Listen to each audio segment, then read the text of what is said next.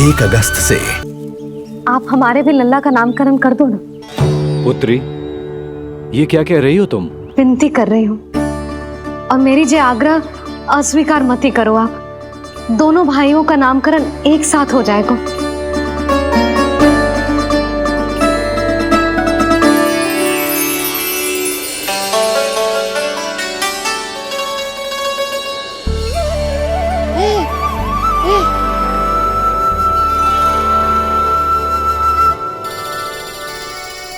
कितने प्यारे और निर्दोष बालक हैं।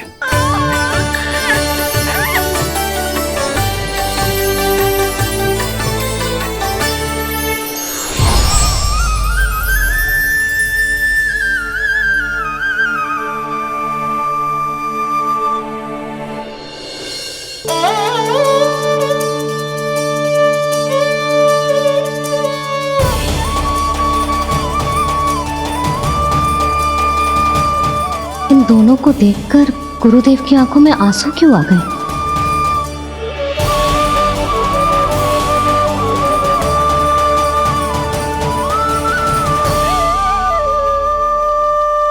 ये क्या कर रहे हैं ऋषिवर? संभालिए अपने आप को, नहीं तो मेरा रहस्य खुल जाएगा आज। अरे ऋषिवर, हाथ मत जोड़िए। इससे पहले कि गड़बड़ हो जाए, अपनी नमस्कार मुद्रा को आशीर्वाद मुद्रा में बदल दीजिए। बात को समझिए। मैंने ये अवतार मैया और लल्ला के अद्भुत संबंध का अनुभव करने के लिए लिया है, पर आपकी भावुकता के कारण यदि मैया को मेरा सत्य पता चल गया तो ये संबंध ही बदल जाएगा।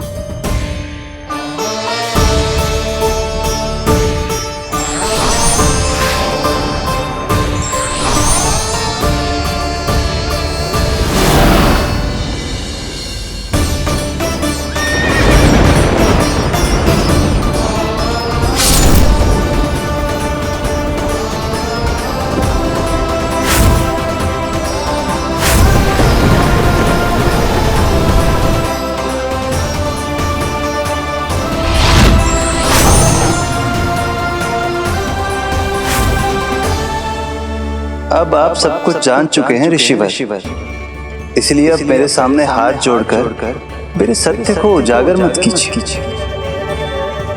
अपने शिष्य वसुदेव के पुत्र के रूप में मुझे आशीर्वाद दीजिए।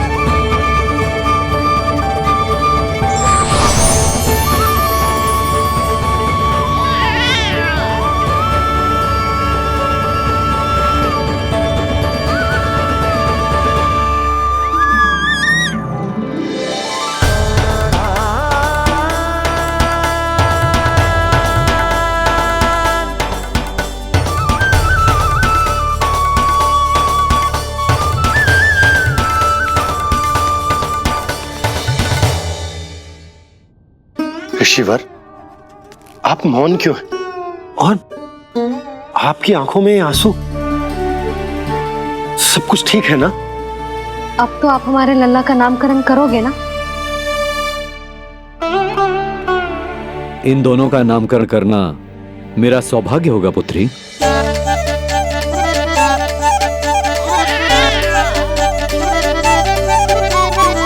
परंतु ये गोपनीय रूप से करना होगा।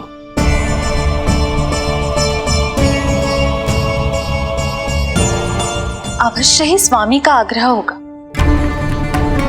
ताकि कंस की बुरी दृष्टि हमारे पुत्र पर ना पड़े। ये तो बहुत महान ऋषि हैं, इन्हें कंस के अत्याचारों के बारे में अवश्य पता होगा। अपनी संतान का नामकरण संस्कार करना एक मां के लिए उत्सव से कम नहीं होता है, पर यह छुपकर करना होगा। आप दोनों को स्वीकार तो है ना? जैसी आपकी आज्ञा गुरुदेव। स्वीकार है गुरुदेव। तो फिर कहाँ करना है हमें नामकरण का प्रबंध? गुरुदेव, मंदिर सही रहेगा? उससे पवित्र स्थान तो हो ही नहीं सकता है। ऋषिवर, आप तनिक विश्राम कीजिए, हम लोग प्रबंध करते हैं। मैं कुछ समय इन बालकों के साथ व्यतीत करना चाहूंगा। ये तो इनका सौभाग्य होगा। हमें आज्ञा दीजिए।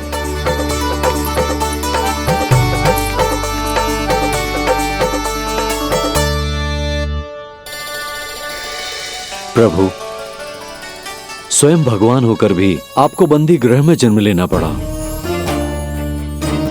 अब अपनी मां को छोड़कर दूसरी मां के यहां पलना पड़ रहा है। जब से गोकुल आए हैं, छुप छुप कर रहना पड़ रहा है। इतनी नन्ही सी अवस्था में दुष्ट कंस के कितने ही आक्रमणों का सामना कर चुके हैं आप। और जिस उत्सव में सभी सप्तऋषियों और सभी देवी देवताओं को साक्षी बनकर आना चाहिए, उस नामकरण उत्सव को यहां एकांत में करना पड़ रहा है। क्यों प्रभु, इतने कष्टों को सहकर ये अवतार क्यों लिया है आपने? दुष्टों का नाश करने के लिए, धर्म की स्थापना करने के लिए और सबसे अधिक मैया की ममता का अनुभव करने के लिए। पर इसके लिए इतने कष्ट? मानव जीवन लिया है तो कष्ट तो उठाने ही पड़ेंगे ऋषिवर। मानव जीवन की आंच जला रही है, फिर भी आप मुस्कुरा रहे हैं प्रभु। ये कैसा अनोखा अवतार है? आंच में जलकर भी यदि मैं नहीं मुस्कुराऊंगा तो अपने भक्तों को क्या शिक्षा दूंगा मैं? आज एक कंस का प्रकोप है, भविष्य में सहस्रों कंस होंगे और आने वाले युगों में होंगे अनगिनत कंस। उस समय मेरे भक्तों को पता होना चाहिए कि अपने कष्टों को कैसे सहना है और धर्म के पथ पर अडिग कैसे रहना है।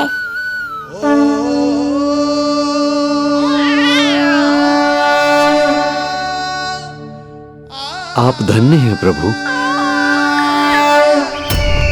देखा अस्ति, जब सिंह दहाड़ता है तो वन के सभी जीव जंतु इकट्ठे हो ही जाते हैं। वो सब जो मेरा विश्वास पात्र होने का अधिकार और ये सिंहासन पाना चाहते हैं, सामने आए। बुद्धि के बिना बल अपंग होता है महाराज, और मेरे पास बुद्धि और बल दोनों हैं। आप केवल आदेश दीजिए किसका संहार करना है।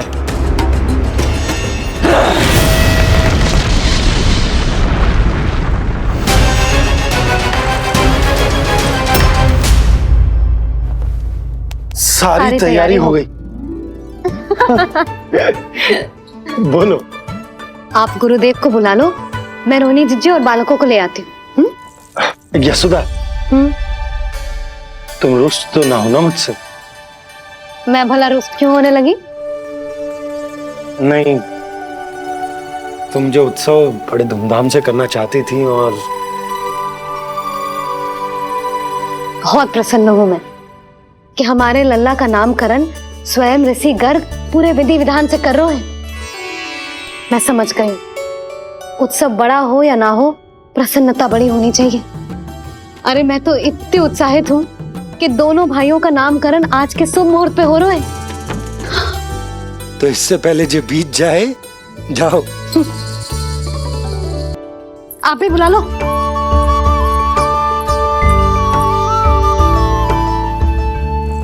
यहाँ सब के सब एक से बढ़कर एक है, तो फिर अपने कार्य के लिए किसका चुनाव सबसे पहले करूं? मेरा सामर्थ्य तो आपने अभी तक देखा ही नहीं महाराज। चुटकी बजाकर शत्रुओं का विनाश कर सकता हूं मैं।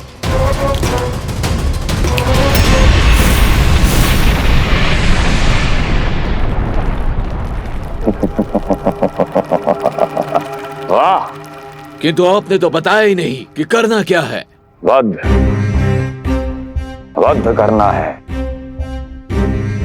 एक नवजात बालक का वध। उसे साधारण बालक मत समझना। गोकुल में नंद के घर पल रहा वो बालक विष्णु का अवतार है।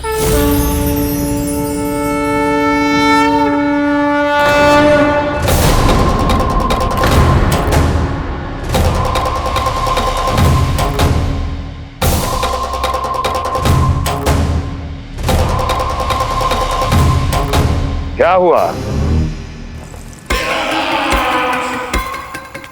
इतना सन्नाटा क्यों छा गया? क्षमा कीजिए महाराज, पर मैं नन्हे बालकों के साथ हिंसा नहीं करता। विष्णु अवतार बड़ा छलिया है महाराज, मैं उसका मुख भी नहीं देखना चाहता।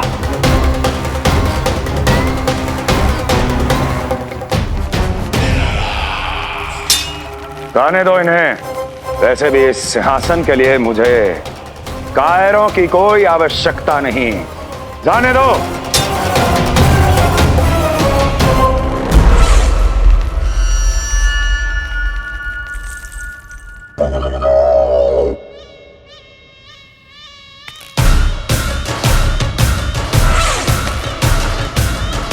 दुर्जन, क्या कहा था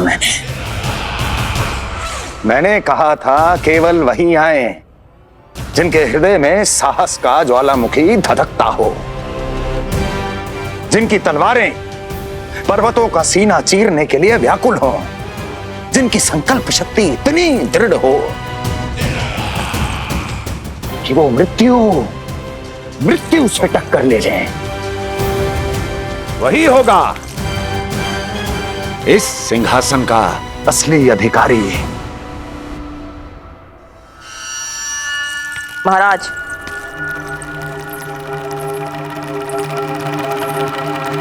ना तो आपके दिए इस सम्मान का कोई मूल्य रह गया है और ना ही आपके भय का। अभी अभी आपने ही कहा था ना कि जब वन में कोई सिंह दहाड़ता है तो उस वन के सभी जीव जंतु एक जगह एकत्रित हो जाते हैं, परंतु उसी वन में जब कोई बब्बर सिंह दहाड़ता है तो वही जीव जंतु भय के मारे इधर उधर भागने लगते हैं। निश्चित ही वो बालक इन सब के लिए बब्बर सिंह बन चुका है। उसका भय हमारे साम्राज्य की नींव हिला रहा है महाराज।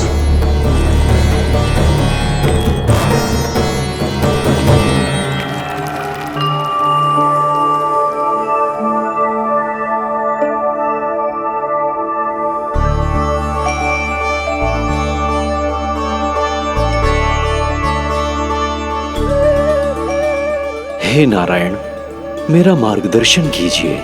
हे मां सरस्वती, मुझे आशीर्वाद दीजिए ताकि मैं दोनों बालकों के लिए सर्वोत्तम नामों का चुनाव कर पाऊं।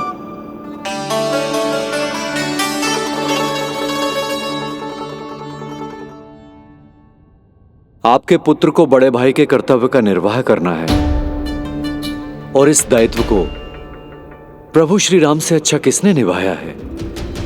जैसा अटूट संबंध उनका अपने भाइयों के साथ था, मैं श्री नारायण से प्रार्थना करता हूं कि वैसा ही प्रेमपूर्ण संबंध इसका भी अपने छोटे भाई के साथ हो।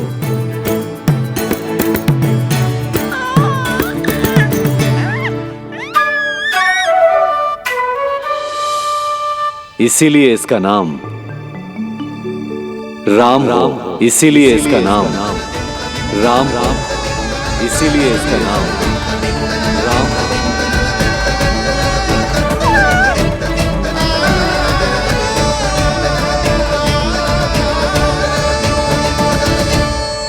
बड़े भाई में आदर्श, न्याय, संकल्प बल के साथ साथ शारीरिक बल भी होना चाहिए। मैं देख पा रहा हूं ये बालक इन सब बलों के लिए जाना जाएगा। इसलिए जो नाम इसके व्यक्तित्व के लिए सबसे उचित है वो है बलराम। बलराम, बलराम।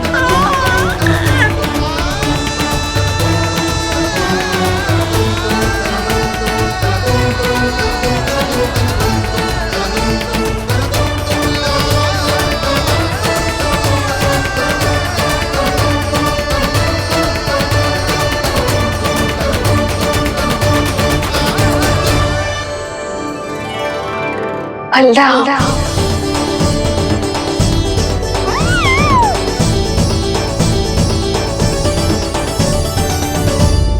तो फिर उसका नाम बल राम रखना। कैसा अद्भुत संयोग है रिसीवर।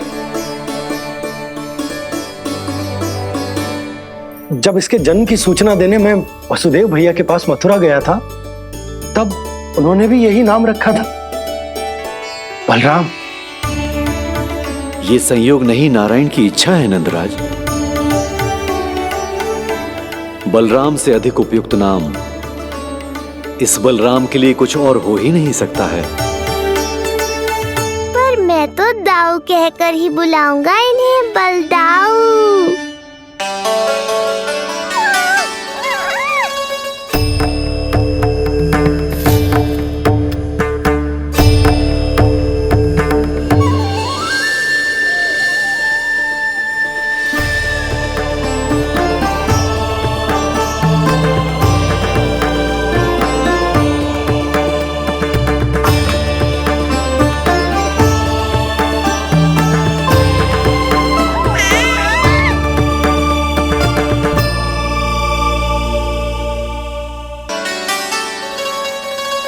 सुना पुत्र, आज से तुम्हारा नाम होगा बलराम। बलराम बलराम।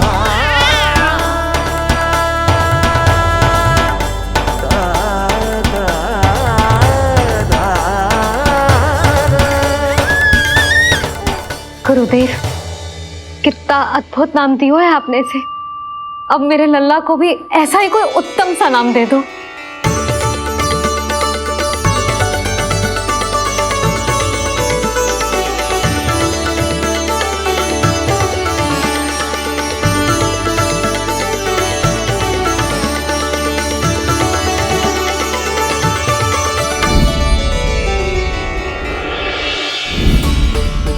ये कठिन दायित्व आपने ही मुझे सौंपा है प्रभु, इसे निभाने की क्षमता भी आप ही दीजिए।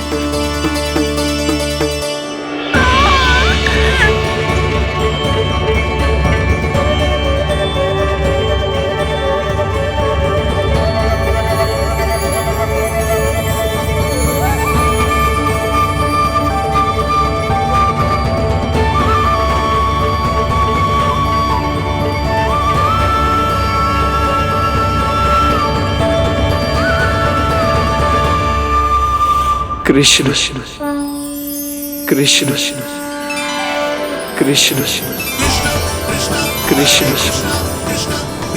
कृष्ण कृष्ण कृष्ण।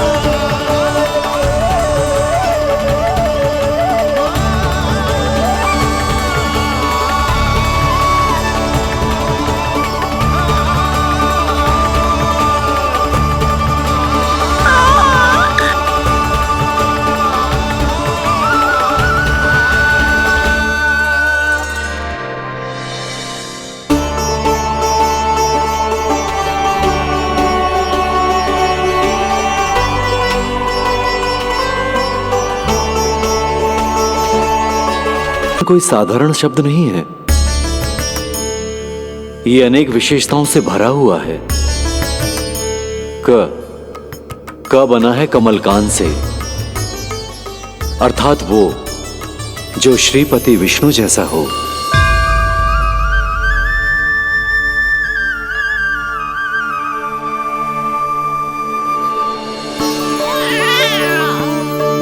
री की उत्पत्ति हुई है श्री राम से, अर्थात वो जो सबके हृदय में बस जाए।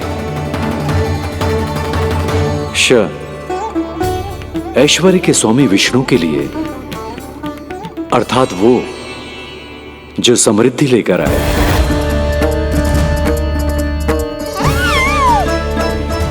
और ना है नरसिंह के लिए, अर्थात वो जो रक्षा करे। और अंत में आकार की मात्रा सूचक है अग्निदेव का, अर्थात वो जो स्वयं तप कर सबको पवित्र कर दे।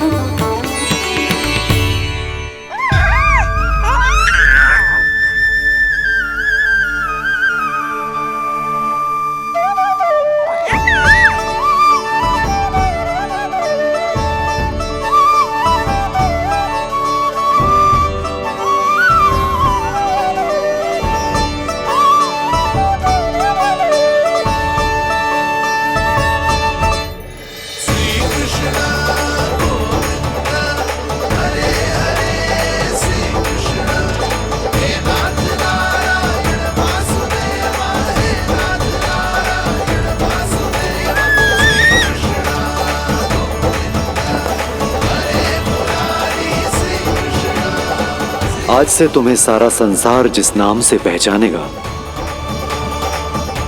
वो नाम है कृष्ण। वो नाम है कृष्ण। वो नाम है कृष्ण। वो नाम है कृष्ण। कृष्ण कृष्ण कृष्ण कृष्ण कृष्ण कृष्ण कृष्ण कृष्ण कृष्ण कृष्ण कृष्ण कृष्ण कृष्ण।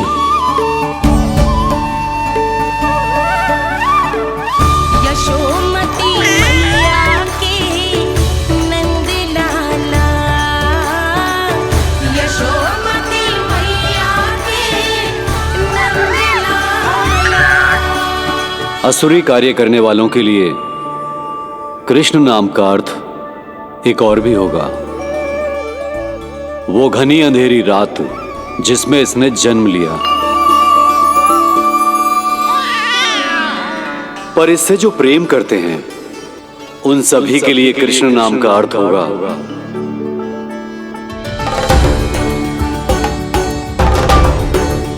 अतुलनीय सुंदरता और अथाह प्रेम।